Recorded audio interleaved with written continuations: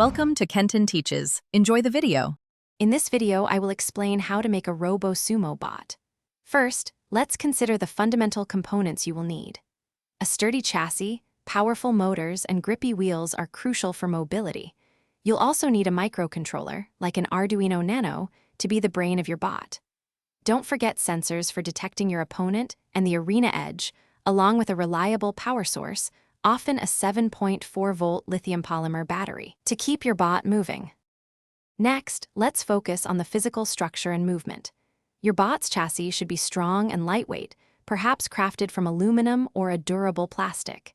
It needs to house all components securely while staying within the 10 cm by 10 cm size limit. For the drivetrain, 2 high-torque DC gear motors, often with a gear ratio of 30:1 or higher, are ideal. Pair these with grippy rubber wheels, about 4 cm in diameter, to ensure excellent traction on the Sumo ring. Now, let's dive into the brains and senses of your Sumo bot. An Arduino microcontroller serves as the central processing unit, interpreting sensor inputs and executing your program's strategy. You'll typically use 2 to 4 infrared distance sensors to detect your opponent and the white line marking the arena's edge.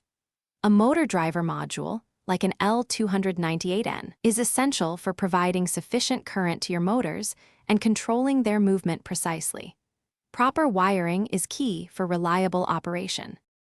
Finally, we come to the crucial programming and strategy. Your bot's intelligence comes from its code, often written in C++ for the Arduino.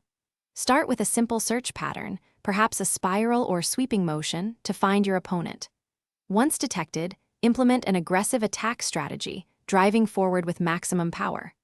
Also, consider defensive tactics, like quickly reversing or turning if you detect the white line, to prevent self-elimination. Testing and refining your code is vital for success. Thanks for watching. Please subscribe if this video was helpful.